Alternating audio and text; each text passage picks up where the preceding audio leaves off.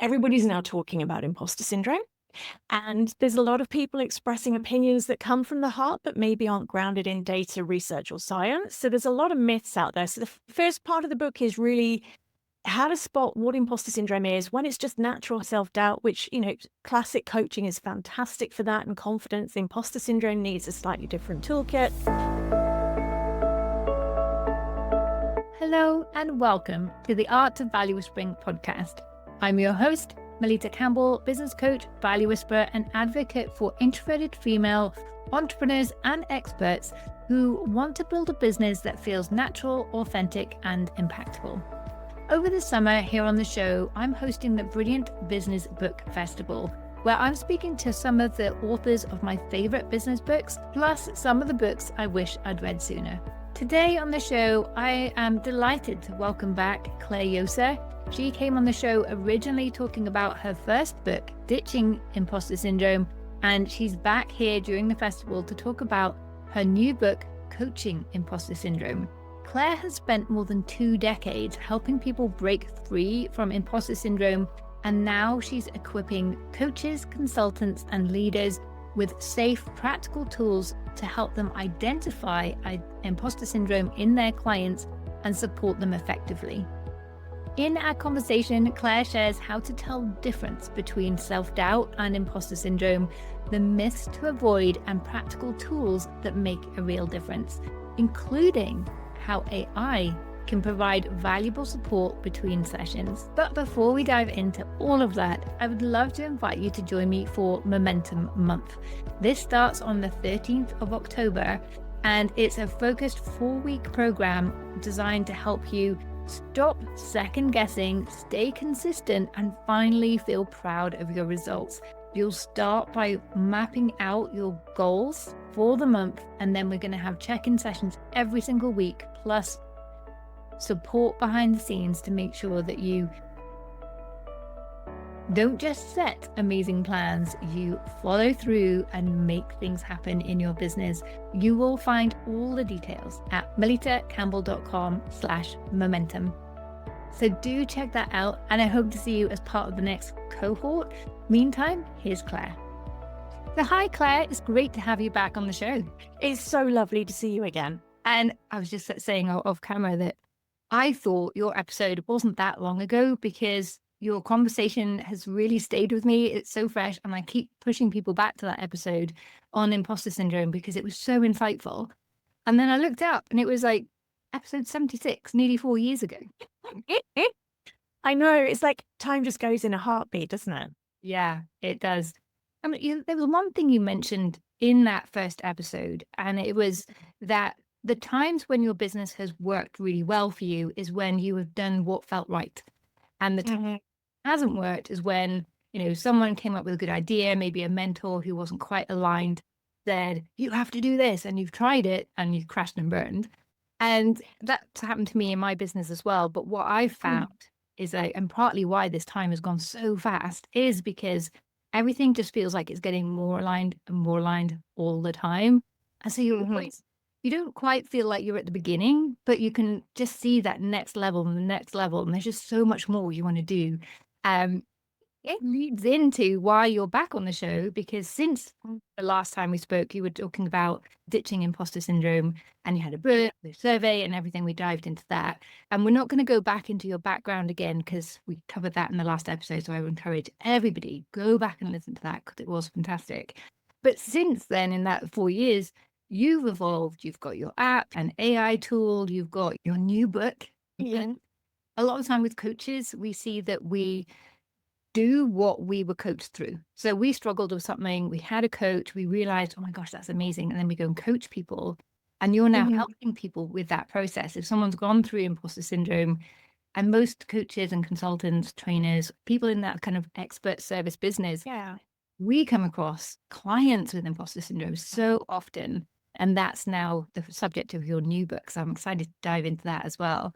But can you give us a quick synopsis of what has your evolution been like over the last 4 years? Okay.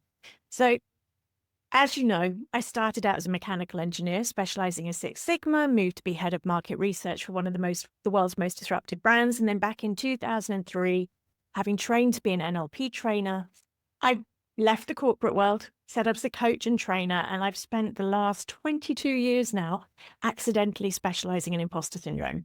That led in 2019 to the publication of Ditching Imposter Syndrome because my peers had been nagging me for about 5 years just to write the book, Claire. Yeah. And that has been incredible. That has changed many thousands of lives. But what I've seen since is actually, I didn't want to help people just one-to-one. And my particular strength is teaching others how to do what I do, but better.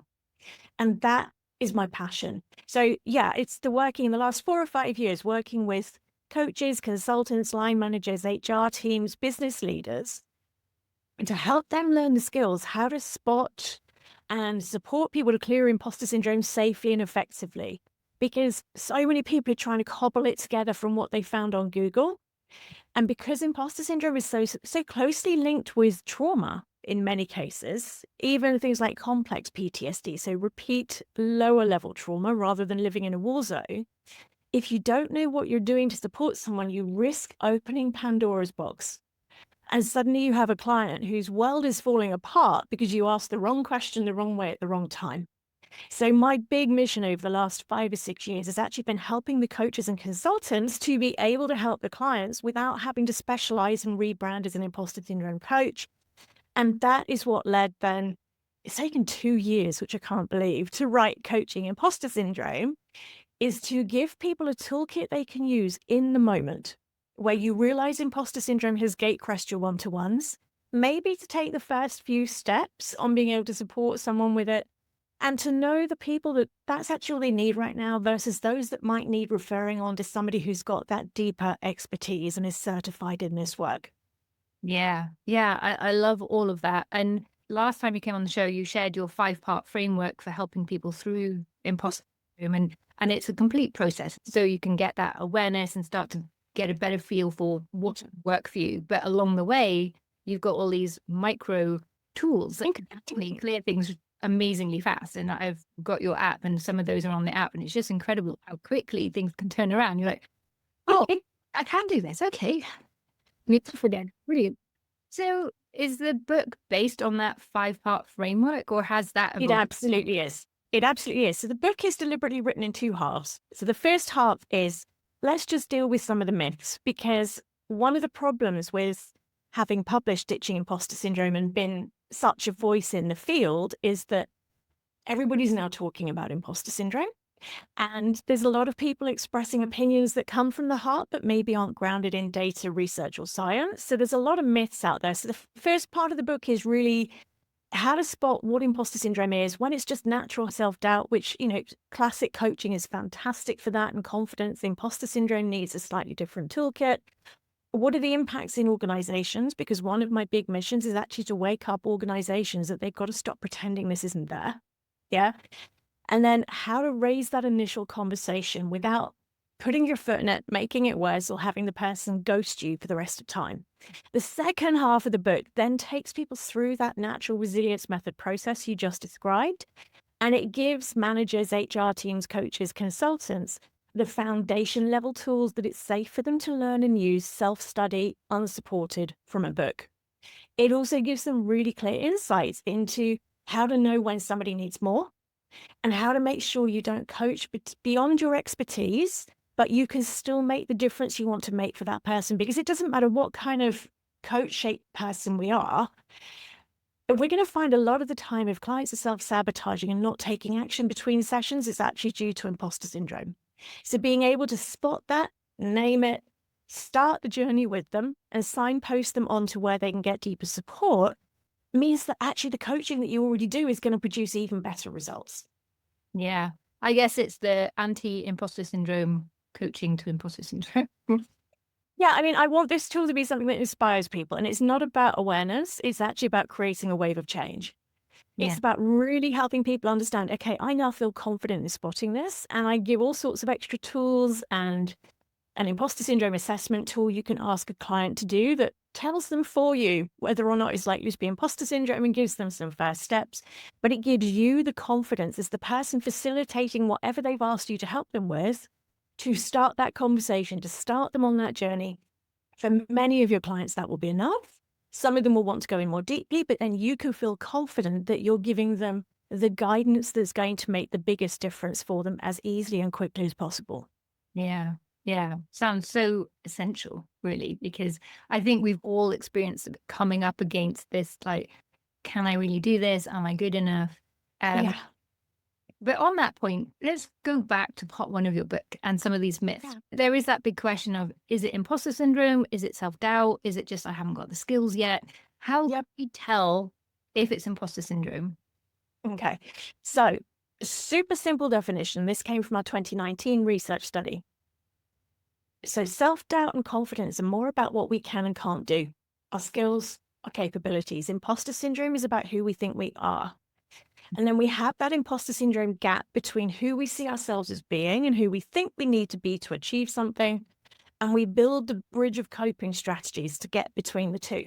So, if you've got a client that is sitting there saying, I don't know enough, I don't know as much as I should, I can see that other people can do this better than me. This is all skills and capabilities language. When you hear them saying, and I'm worried they will find me out, I am not good enough, they've made a mistake hiring me, then you know they're using identity level language. And that is a nice little red flag that the imposter syndrome discussion might be useful. And that secret source of, and they'll find me out, is what is the difference between low self-esteem versus imposter syndrome. It is the fear of being found out, so we are hiding it. Low self-esteem is a little bit more public. Yeah. So it's that they're going to find me out. There will be horrible consequences. And because it's there at that identity level, often in somebody's deepest self-talk, the consequences are quite existential. Yeah. It's not just, I'll get fired. It's, and I'll die alone in a ditch. Yeah. Because it's about who we are and that essence of our existence. So you're looking for the difference between skills-based language when they're describing how they're experiencing something versus identity-based language, which is a red flag that it might be imposter syndrome combined with, and then they'll find out. So recently, in quite a few conversations, I've heard the same term, and it's just stood out to me. I haven't really heard it before, but people saying, like, holding back from launching something or putting the price that they really want on an offer, applying to speak, because they say, I don't deserve it. I'm not sure that I really deserve this.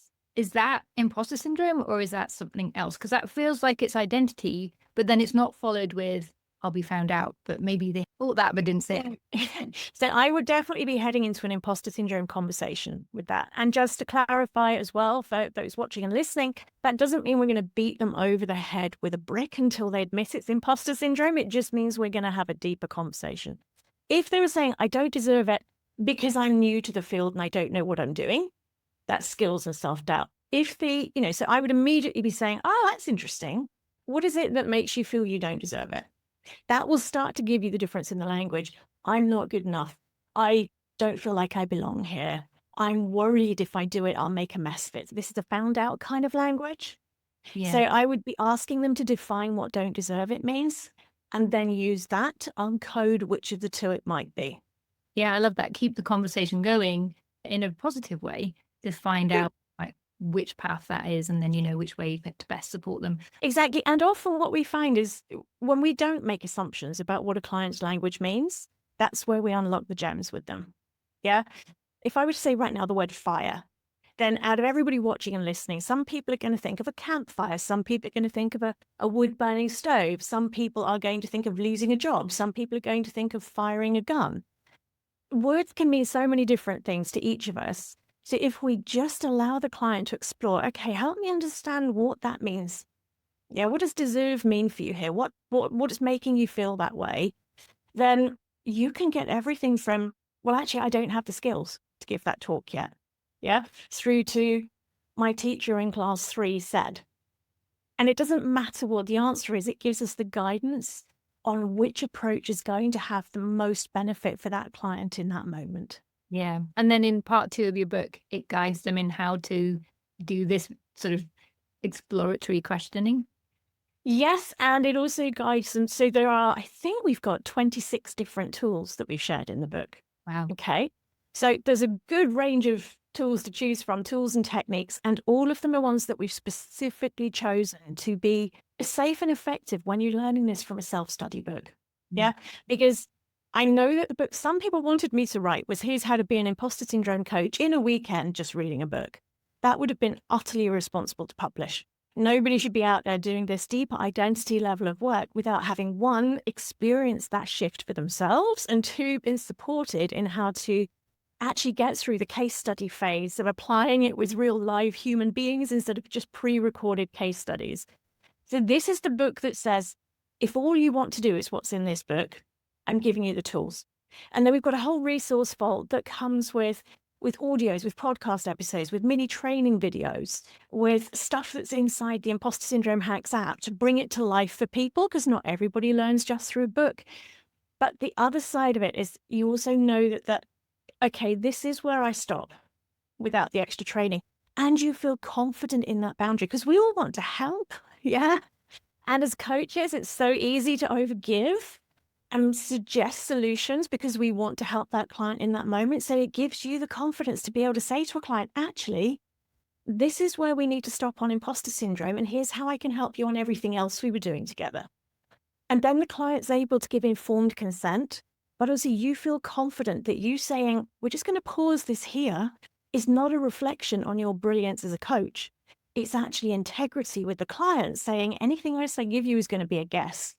Yeah, but without having to say that out loud, so the client then feels even more trust towards you. Does that make sense? Yeah, it sounds like just such a brilliant first step for anyone who, and I think that's probably everybody who deals with any level, who experiences imposter syndrome, and to be able to identify it and help them through those first stages. But also, one thing that I see with coaches is they're very good at collecting certifications. Yeah. There is a good first step to see, like, is this really going to help me? And do I want to go to that next level? Invest the time to do this properly, because it's going to take a long time to get those real skills.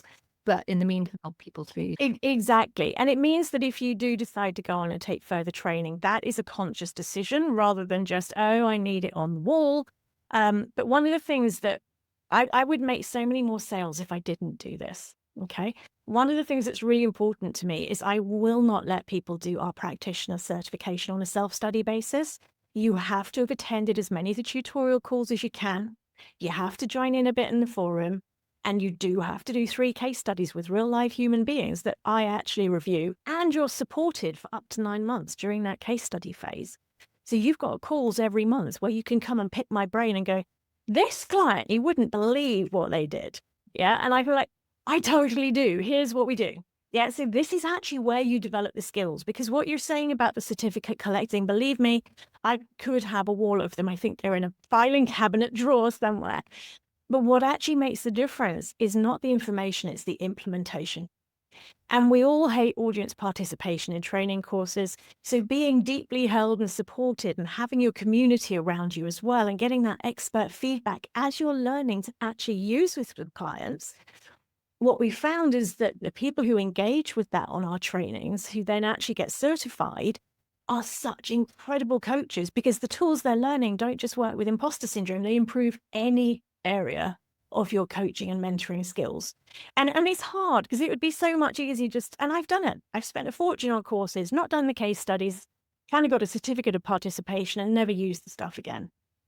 And I don't want that. I want people to be out there making a difference with this, so that I get random emails saying, I just used this with Fred and here's what happened. And I can happy cry because I know Fred will never know who I am.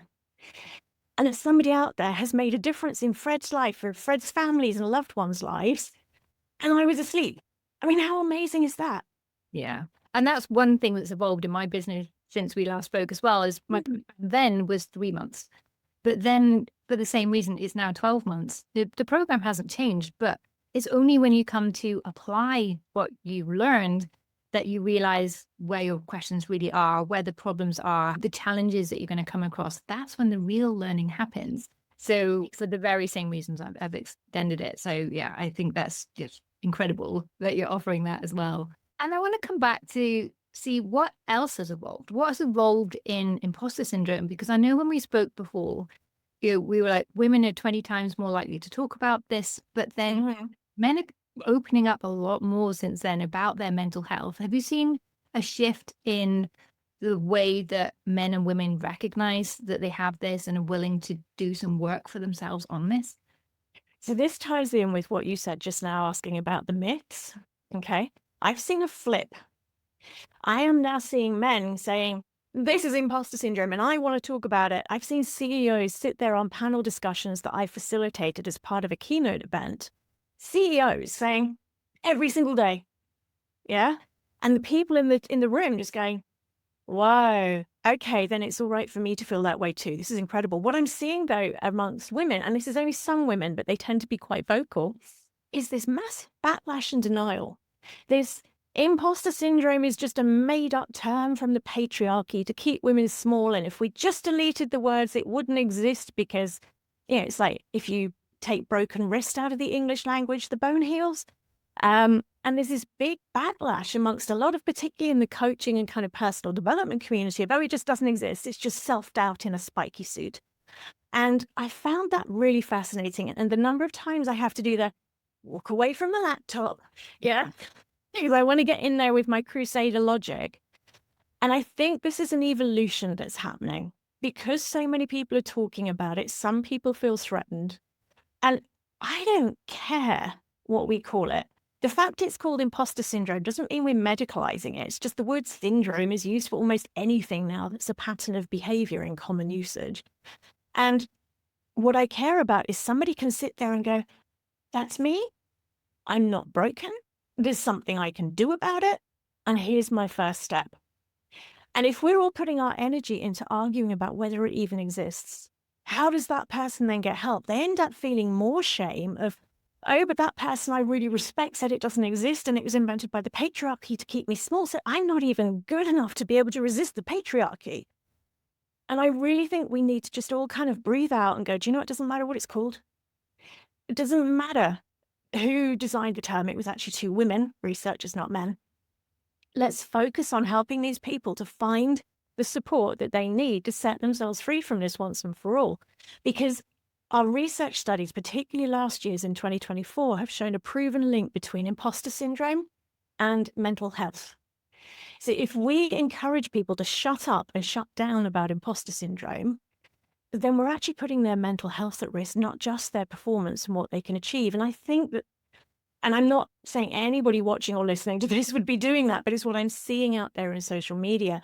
And I think that's really doing a disservice. We need to get ourselves out of the way and just support people to realize I can do something about this and this is my next step. Yeah. Yeah. I agree. I've seen lots of those posts and I was like, yeah, but I've seen it in practice. And it's just a really useful way to identify, oh, this is the thing that's holding me back, and start to address it in a way that's useful and start dreaming big and achieving more. I think every woman I know who, and lots of men as well, but women especially, started their business to make a bigger contribution and to make a difference in the world. And if you're not making that difference, then you feel, again, it's that identity. Well, I'm not good enough. I knew I couldn't do this. Or, it's really proving that when it's completely false. So yeah, I think it's really helpful. Yeah. Yeah. And I also find that when you kind of probe a little bit, the people who are putting that message out there are often the ones that don't have solutions for it. So there's a little bit of a kind of a cognitive bias in there. But I just think let's just stop fighting amongst ourselves and focus on the people that actually need the interventions that we can offer to change their lives, so that they can really fulfill their potential and be happy and forget what we call it all. Yes. Yeah, completely. And on the subject of myths, I've heard people say that imposter syndrome is an introvert thing. It doesn't impact extroverts at all. Is that true? So I absolutely love this one. So I'm one of these weird ones. I love being on stage and I love meeting people, but I have a very small bucket of people energy and I have to go and hide afterwards. Okay. So I guess in classic terms, that would define me as an introvert. And so it's something I've researched. And what we find is that introverts and extroverts experience imposter syndrome at the same level, but the way we naturally handle it is different. So an extrovert, because they get their energy from being out there and being with other people, they will be more likely to talk about it in a wider audience. Somebody with an introvert preference and wiring is more likely to shut down to go introspective, or share it with a couple of very trusted friends. So it means that it doesn't come across, because the extroverts, we assume they're more confident. They're not. It's just this is where they get their energy. You can be a shy extrovert and a confident introvert. So it's the coping strategies that are different. When I talked about that imposter syndrome gap and the bridge of coping strategies, an extrovert will use different coping strategies to the ones that an introvert will default to. We will often, as introverts, tend to overthink more. An extrovert might tend to then act more, to take more action. So when you look at the three core areas that imposter syndrome affects, of our thoughts, our emotions, and our actions, the introvert is more likely to push on through the fear and take the action. The introvert is more likely to overthink and overfeel. So does that mean that the introvert is more likely to get stuck for longer? So it all depends on your introvert preferences. I also add in autism and ADHD for my particular pod. So that means that I can really push on through. If I'm in an ADHD hyper focus and I'm really interested in something, I will take the action. But if it's something that I'm not really interested in, I can get stuck in paralysis. So that's where we come back to this 4Ps model, because we're all so unique, yeah? So the 4Ps of imposter syndrome, I'm sure we will have spoken about last time: the perfectionism, procrastination, project paralysis, and people pleasing. The way we pick those at an unconscious level, because they're connected with our hypervigilance and our stress and fear responses, which of those we pick will be different depending on how we express that introversion. Yeah. And what our typical go-to strategies are for thriving in a world that tends to prioritize extroversion. Yeah. So if your imposter syndrome coping strategies happen to map over onto your introvert coping strategies, you will find it amplifies those quite significantly. But the brilliant thing is bringing imposter syndrome down, or clearing it, brings those down for the introversion as well. Yeah, fascinating. Oh, I could talk about that all day, but let's move on. So one thing you mentioned that I thought was really interesting previously was that the imposter syndrome can really show up in times of change, because it's all to do with identity. So when we're moving from being an employee to a business owner, that's a change in identity. So imposter syndrome can show up, although it was probably already there in the first place where you just coped with it. But now in this new setting, it's exposed. Are you seeing anything coming up with, right now we're in this time of rapid change, we're all coming up against like trying to figure out what AI is, how we can use it within our business and life safely. Is this change sparking more imposter syndrome? Are you seeing anything with that? I'm going to say not yet, but I'm going to qualify it with the fact that I live in a really strange bubble. Okay. And I live in a strange bubble of being an entrepreneur on social media. And what this means is that I am thinking about AI every single day, because everybody else in my bubble is thinking and talking about AI every single day. My husband, who works in corporate, is like, AI schmai, why would I care? Yeah. So I'm seeing in what I'm going to call non-entrepreneurial people, that hasn't happened yet. In the entrepreneurial community where we're focusing on this every day, what I'm seeing is the fear of, how can I stay relevant? What does this mean? How can I differentiate myself so that AI doesn't take my job, my business? That is increasing imposter syndrome, because it's amplifying the fear. And as you say, it's at the identity level, but I am not seeing that yet in the wider population, because they're not quite as obsessed with AI as we are yet. Ah, interesting. Yeah. I think I'm in that same bubble, because I'm just hearing AI all the time. And I know that's something you personally have been exploring for your business, and you've got is it Clare AI? Yeah, AskClare.ai is our current project. And just before we came on air, you and I were chatting about how quickly things can move. We talked about it here as well. When you're in alignment with something and you can feel that energy coming at you, and you're like, okay, universe, you really want my attention on this one. So there we were, about 6 weeks before the launch of Coaching Imposter Syndrome a couple of months ago.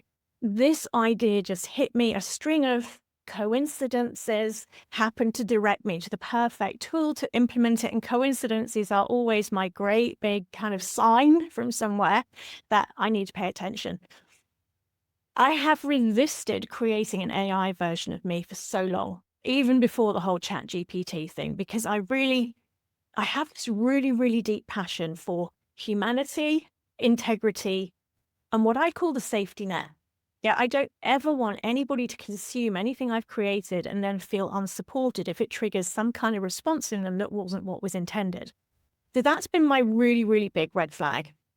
And this is why, for example, I would never launch just, say, a custom GPT with my work in it, because it draws too much on the general internet. It risks giving people poor advice that I wouldn't give. The tool that we've now discovered absolutely blows me away. The conversations we've had with it have moved me to tears.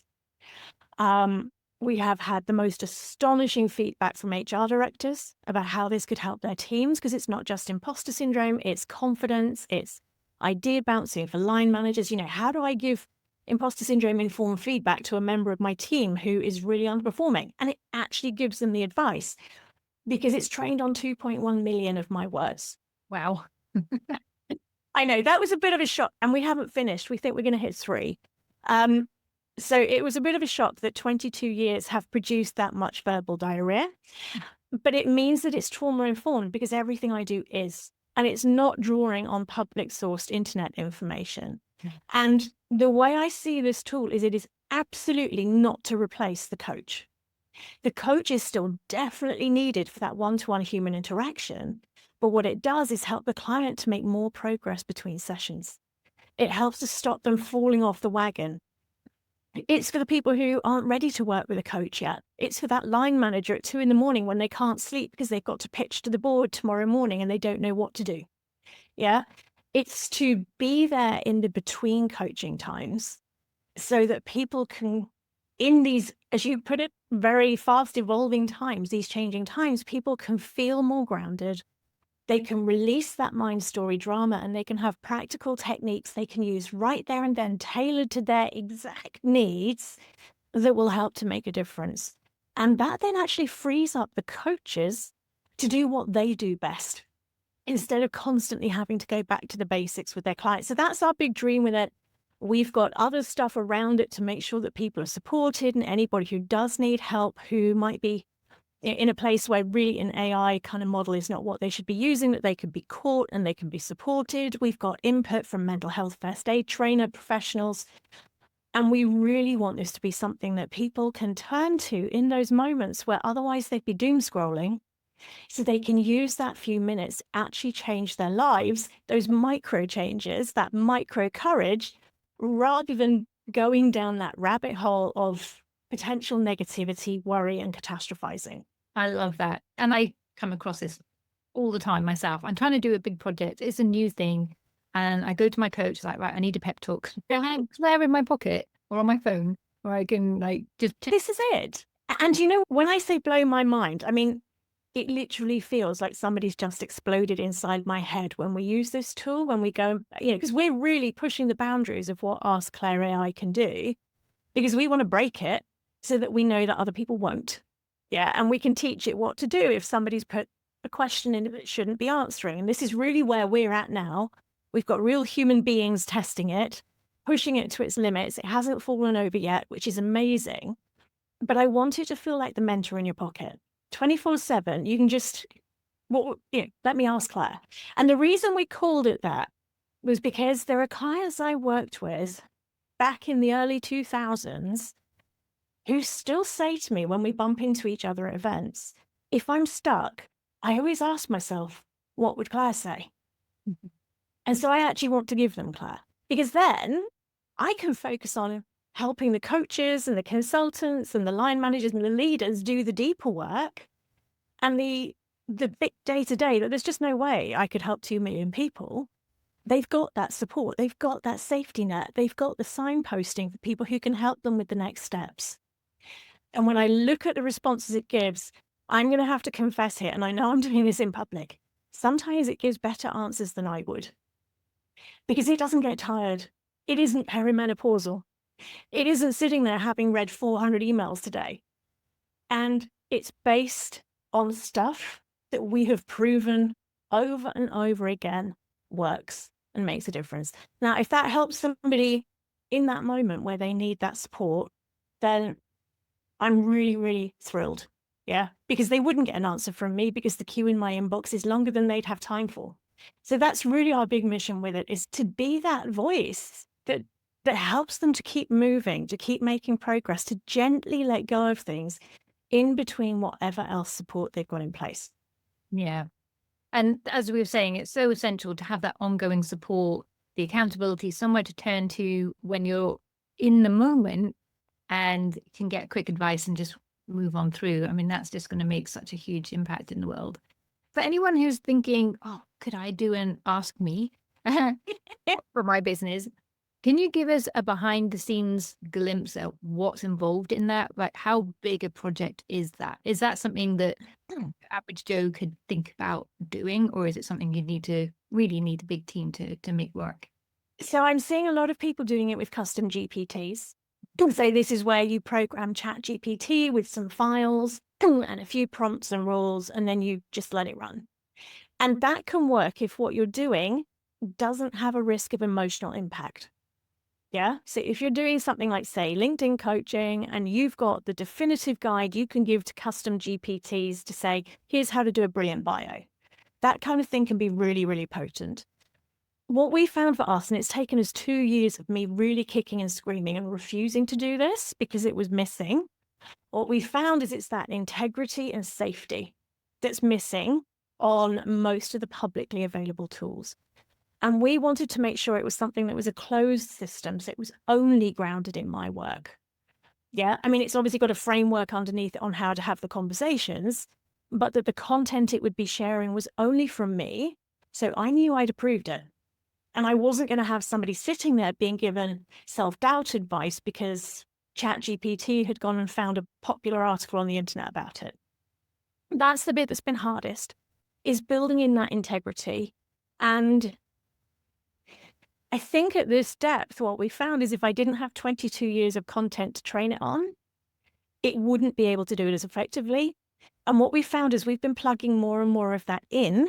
We get fewer times where it says, like, computer says no. Yeah, it's now really rare for it because we've got it trained. If it can't answer, don't make it up. So if somebody's in a position where maybe you've just got some blog posts and some social media posts, that would be much harder. And for me, as I say, it was about the integrity and the safety and knowing that what we're doing is ethical, that it's got the potential to genuinely help people rather than just be platitudes, and that we can program it in a way that it knows where the boundaries are. Yeah, we've actually been trying to stress test it on things like spotting signs of somebody in a mental health crisis. So it doesn't just give advice. At that point, it actually stops and says, here's what you can do. Yeah. And on every single page that people interact with, we have a link at the top and the link at the bottom of, hey, this isn't therapy. If you're not okay right now, click this button to find out how to get human help. Because what I don't want is people coming to it when they're in that crisis thinking an AI is going to help them. They actually need to speak to a human being. So it's totally doable. But what's made it so much easier for us is that vast library that we've been able to program it with. Because, of course, the other challenge you've got if you're using something open source like ChatGPT for this is it's drawing from the internet. So not only might you be giving somebody bad advice that somebody else put out there without realizing, but you can actually end up in an IP breach, copyright situation, because you're selling a service that's giving somebody else's advice without you even knowing. So that's the other reason we wanted a closed system, is that couldn't possibly happen. Yeah. And it doesn't always get things right. You know, I always talk about value whispering and it keeps going back to values. I was like, no, values is a part of it. You know, we had a great one this week. We went interrailing last summer with my teenagers, and we're going again next summer because we somehow survived it and loved it as a family of 5. So I decided to get it to help us route plan. So I set up a custom GPT to actually arrange that project. And I was looking at it because we're planning to go down by Switzerland and Austria and then into Slovenia and back up through Germany.